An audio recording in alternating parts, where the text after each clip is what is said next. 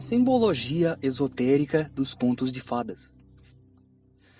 Não, esse vídeo não pretende, e eu garanto que nem vai, estragar a sua infância, se é isso que você pensou ao ler o título. Na verdade, talvez ele até ajude a deixar algumas coisas mais claras.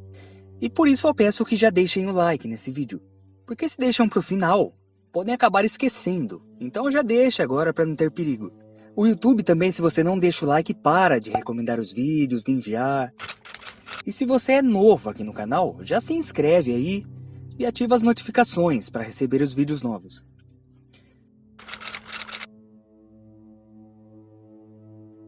Bom, é impossível definir quando ou onde, especificamente, os contos de fadas surgiram. Inicialmente, eles eram histórias repassadas oralmente, de geração em geração. Na verdade, os contos de fadas, assim como as fábulas, foram uma simplificação dos mitos, das mitologias antigas, que falavam de deuses, criaturas fantásticas, para algo mais simples e cotidiano. Um dos meus últimos vídeos foi falando sobre mitologias, religiões e o simbolismo contido nisso. Os contos de fadas não estão, assim, tão distantes disso. Na verdade, com a chegada das instituições religiosas, as pessoas passaram a acreditar num único Deus. E não podiam dizer nada que a igreja considerasse uma heresia, como histórias sobre deuses antigos. Então é possível, embora ninguém possa provar isso, que foram assim que surgiram os contos de fadas, como histórias fantasiosas, que as pessoas contavam num círculo de amigos, que eram vistas apenas assim, como histórias fictícias, mas que, assim como os mitos antigos, carregam toda uma linguagem simbólica, carregam imagens arquetípicas.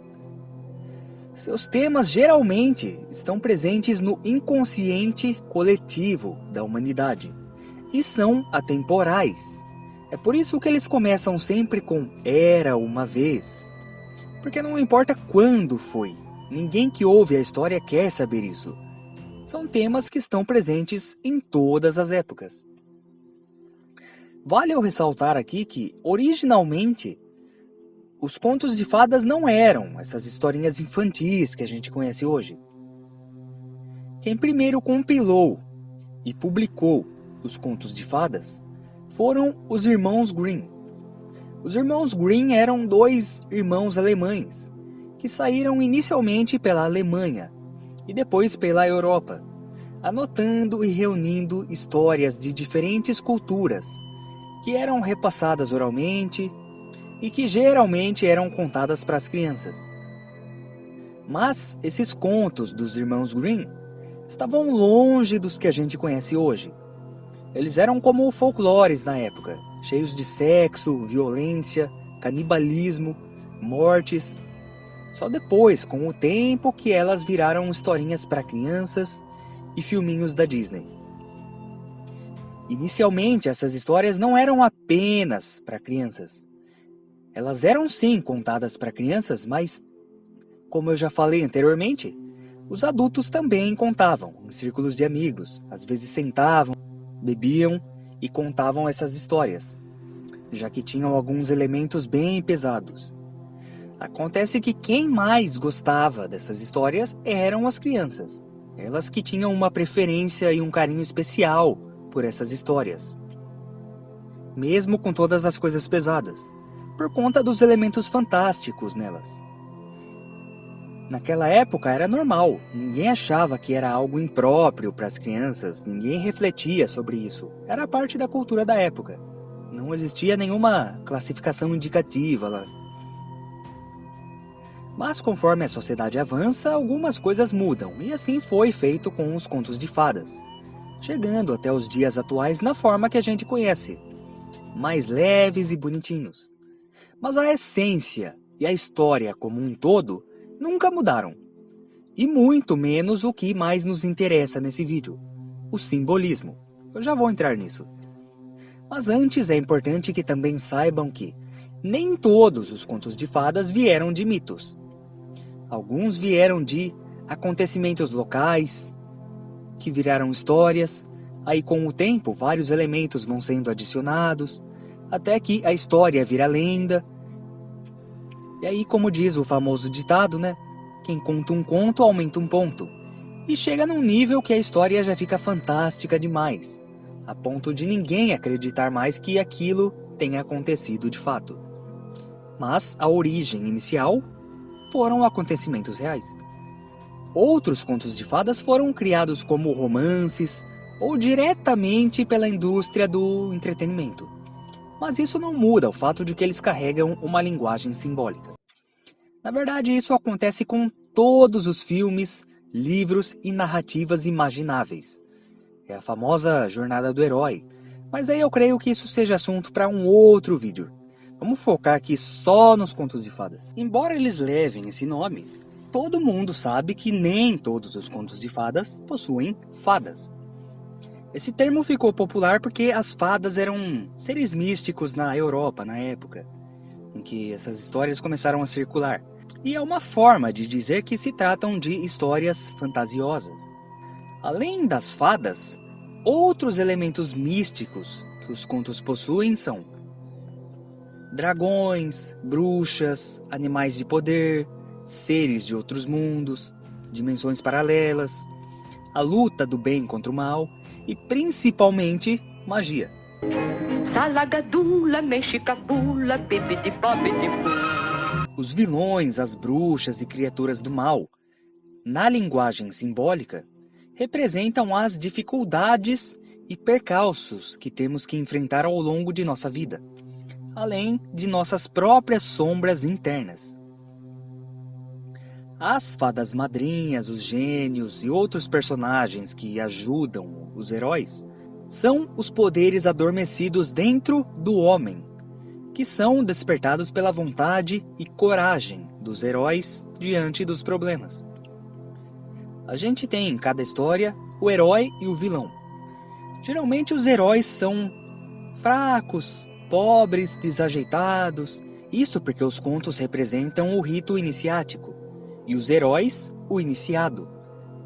O neófito, o aluno, o início do caminho da evolução.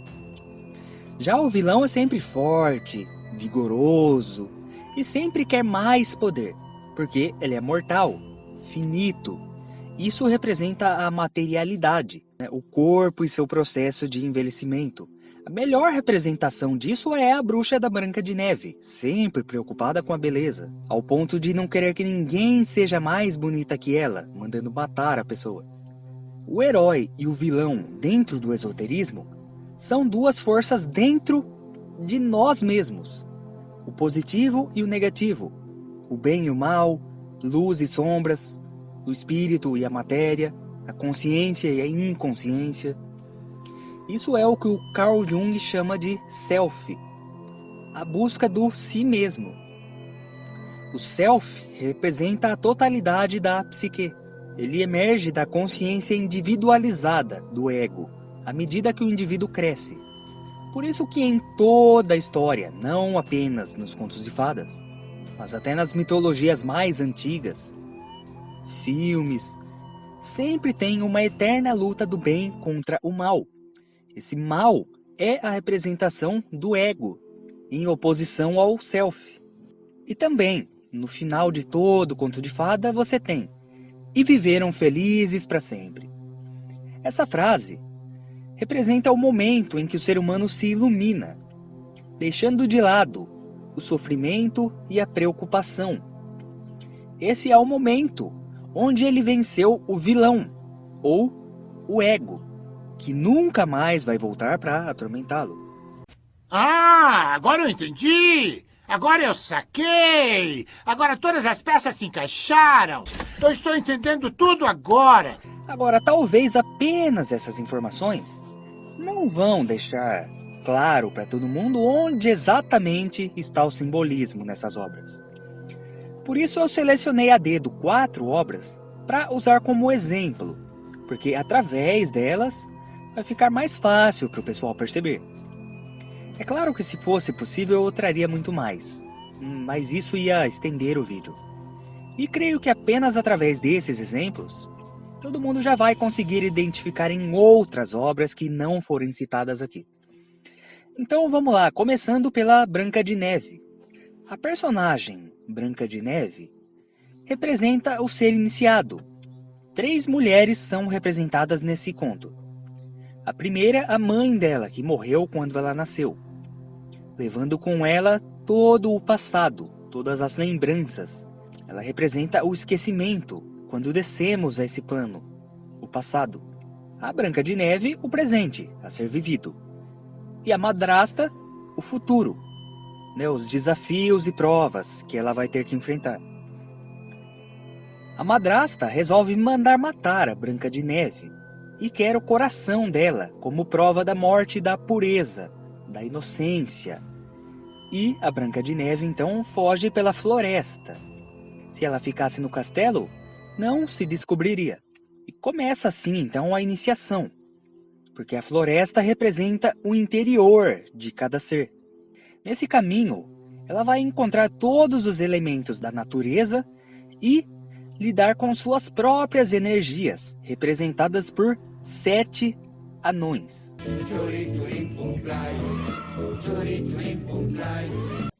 Os anões, na verdade, representam os chakras. Por isso eles são 7, não 6, não 8, mas 7. O mestre representa o coronário, ele é o chefe, a consciência espiritual. O zangado representa o terceiro olho, pois ele é racional, se baseia na lógica e no raciocínio, no intelecto. O feliz representa o chakra laríngeo. Ele é o mais gordinho, é comunicativo, alegre. O dengoso representa o chakra cardíaco. Ele é sentimental, emotivo, chorão, apaixonado. O soneca representa o chakra umbilical. Ele representa o inconsciente, o instinto primitivo, o sono, as emoções inferiores. O Atin representa o chakra esplênico, que é o chakra responsável pelo filtro das energias nos órgãos sexuais. Também responsável pelas energias, pelas ansiedades. E o Dunga, que representa o chakra básico, raiz, representado pela inocência, pelo princípio, o menino, que é o chakra dos instintos, o início da coluna vertebral. Na história, o Dunga foi o primeiro a ver a Branca de Neve, isso porque ele é o primeiro chakra. No conto também, se vocês prestarem atenção, percebem que o mestre é quem lapida as pedras preciosas. Ele confunde muito as palavras quando fica nervoso. E essa é uma das características do chakra coronário, quando está em mau funcionamento, a confusão, o atrapalhamento das ideias. Ao longo da história, a Branca de Neve conquista os 7 anões, ou seja, domina os chakras. O 7 também é o número vibracional da mudança, do universo em transformação. Isso atrai para ela um confronto interno. O lado negro dela surge na forma da bruxa. A maçã representa o conhecimento. A gente bem sabe em qual livro sagrado tem lá um fruto do conhecimento, do bem e do mal, que é uma maçã. Provar o conhecimento, simbolicamente, significa morrer. E dentro do esoterismo, isso significa a morte iniciática. Os anões a colocam num caixão de vidro, significando que ela está presa dentro de si mesma. Aí surge então o cavaleiro, uma figura até então sem importância nenhuma na história. Ele representa a energia masculina, chamada pelos hindus de Pingala, a energia Kundalini positiva, a ação. O beijo é o encontro da energia branca negativa, feminina, ou da lua, chamada de Ida, da Kundalini, com a energia do fogo, que é o sol, representado pelo cavaleiro, pela Pingala. E quando isso acontece, esse encontro entre as energias opostas, o ser desperta, transcende, se ilumina, conquista a si mesmo, ou ressuscita, Um simbolismo muito presente em vários contos de fadas, histórias e até mitologias. Isso está presente até na maçonaria, onde no ritual de iniciação, a pessoa é vendada e golpeada na cabeça. Golpeada entre aspas, tá? É uma encenação. E morre. E depois ressuscita, agora como uma nova pessoa, como um maçom.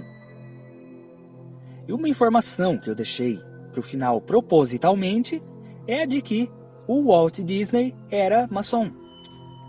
Por isso essa história está cheia de simbolismos esotéricos, porque ele deu uma atenção especial a ela. Lembrando que a história em si, assim como alguns simbolismos já existiam, mas o Walt Disney adaptou um pouquinho, deu um upgrade. A Branca de Neve foi o primeiro filme do Walt Disney, além de ser o primeiro longa-metragem de animação produzido nos Estados Unidos e o primeiro a cores no mundo. É possível que o sucesso do filme, assim como o posterior sucesso do estúdio, se deva a isso, porque muitos de alguma forma e sem saber porquê, se identificaram com o filme, por conta dos símbolos. Outra história bastante famosa é a do João e o pé de feijão. Nela tem lá o pé de feijão que cresce até o céu, ou seja, ele representa a ligação entre o mundo superior, que seria a própria consciência, e o mundo físico. E o Joãozinho por várias vezes sobe esse pé, muitas vezes trazendo coisas de lá, ou seja, através dessa ida ao céu, que nada mais é do que um contato mais íntimo com seu próprio ser, pode ser uma meditação, uma iluminação, qualquer coisa nesse sentido, uma ida ao mundo das ideias. Ele volta trazendo coisas, ou seja, esse contato gera frutos no mundo. O mundo superior também pode representar um mundo espiritual, e a saída a ele pode representar um contato com nossos mentores espirituais, anjos guardiões, enfim. Na última ida dele ao mundo superior, o gigante acorda e começa a ir atrás dele. Esse gigante representa o ego. Aí o Joãozinho corta o pé de feijão e mata o gigante. Ou seja, ele vence seu ego e assim une de uma vez o mundo superior e o mundo terreno. Ele cortou o que ligava os mundos, mas nas idas anteriores trouxe várias coisas de lá, que na historinha é a harpa, alguns objetos valiosos e a galinha dos ovos de ouro. Mas simbolicamente falando, essas coisas representam o conhecimento que ele adquiriu. Outro conto é o da Rapunzel, onde a personagem fica cega. Ela, ou o príncipe, ou os dois, dependendo da versão. Mas essa cegueira representa a cegueira espiritual, a tendência ao materialismo. Quando ela reencontra o príncipe, os dois voltam a enxergar. Isso representa a recuperação da visão espiritual, o domínio dos seus instintos e o fim da escravidão a qual ela vivia. Na história, no caso, sob domínio da bruxa. Aliás, o cabelo da Rapunzel representa os instintos, os desejos, o apego material. Inclusive, qualquer semelhança com a Medusa não é mera coincidência. Ou com quaisquer outras figuras arquetípicas que tenham o cabelo como característica mais marcante. E, por fim, eu fiz questão de deixar o melhor para o final. A gente tem o Pinóquio. Como dito mais para o começo do vídeo, nem todos os contos de fadas vieram dos irmãos Grimm. E o Pinóquio é um desses contos. Originalmente o Pinóquio foi escrito na forma de romance infantil, por um italiano chamado Carlo Collodi, em 1883, que era nada mais nada menos que um maçom. E por isso, décadas mais tarde, o Walt Disney resolveu escolher especificamente essa obra para fazer sua versão animada, já que ele também era maçom e compreendeu bem os símbolos contidos na obra. O Pinóquio foi a segunda obra do Walt Disney, Depois do sucesso enorme da Branca de Neve, ele podia ter escolhido qualquer outra obra infantil para animar, fosse dos irmãos Grimm ou não. Então por que ele escolheu o Pinóquio? Isso é porque, diferente das outras obras que contêm símbolos arquetípicos, os símbolos do Pinóquio foram colocados ali propositalmente pelo Carlo Collodi, para que a obra servisse como um veículo, através do qual ele entrega uma mensagem espiritual, iniciática, esotérica. Você tem o Gepeto, um velho mestre que usa o avental, igual os maçons, que sempre sonhou em ter uma criança, de modo que ao ver brilhar no céu uma estrela, pediu que seu desejo fosse atendido. Isso quer dizer entrar em contato com um nível maior de consciência. Naquela noite, enquanto ele dormia, apareceu a fada azul e deu vida ao boneco. E instruiu ele a se comportar bem para se tornar um menino de verdade. Essa ideia de ser um homem de verdade é outra ideia das escolas iniciáticas, não apenas da maçonaria. Para o aconselhamento dele, ela chamou o grilo falante, que representa a consciência. Aí você tem toda a história, que fala sobre moral e sobre a evolução da pessoa, que é na verdade um relato iniciático, em que o Pinóquio vai se desprendendo dos seus muitos defeitos, aprendendo várias lições e se torna um verdadeiro ser humano, uma pessoa iluminada, ou uma criança de verdade nesse caso.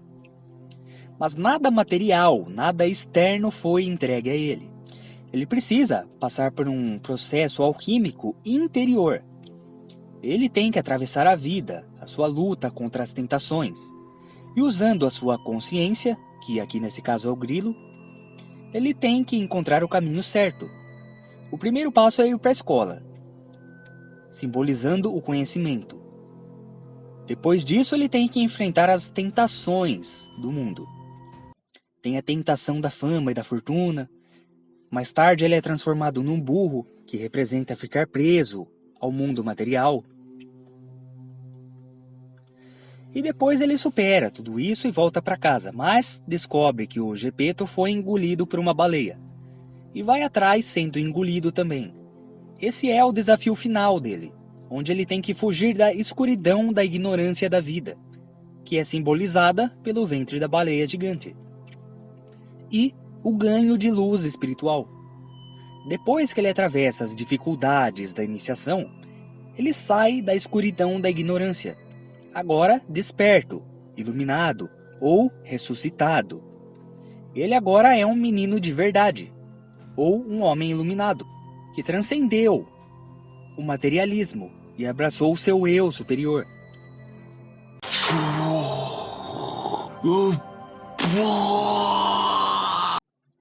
E após esse vídeo eu garanto que você nunca mais vai ver um conto de fadas da mesma forma de novo. E vai ficar tentando desvendar a linguagem simbólica a partir de agora. Aliás, não apenas nos contos de fadas. Esse vídeo é exclusivamente sobre eles. Mas esses simbolismos estão contidos em muitas outras obras infantis, como O Rei Leão, que fala sobre o ciclo da vida, união, o fato de sermos todos um. Inclusive tem vídeo sobre isso aqui no canal. Tem Alice no País das Maravilhas, que é uma obra que inclusive inspirou Matrix. Tanto é que em uma das cenas iniciais de Matrix, tem uma referência direta a Alice, quando o Neo segue o Coelho Branco. Tem O Mágico de Oz, cujo autor era membro da Sociedade Teosófica, que também é uma obra iniciática. Ela fala sobre iniciação através da espiral, que é um símbolo espiritual presente em toda a natureza. Fala sobre o homem atrás da cortina, questionando sobre o livre-arbítrio. E tem até alguns princípios herméticos ali. E várias outras obras. Comentem aí se querem que eu faça um vídeo falando sobre essas outras obras. Ou caso alguém queira que eu analise uma obra específica, deixa aí nos comentários também. Se a gente parar para ver, os contos de fadas não deveriam ser lidos ou assistidos apenas pelas crianças, mas principalmente por nós, adultos. Não apenas pelas mensagens sociais, moral da história e outras lições a nível consciente, que a sociedade há muito esqueceu, mas também, é claro, pelo simbolismo. Como disse uma vez o Lewis, autor de As Crônicas de Nárnia, um dia você será velho o bastante para voltar a ler contos de fadas.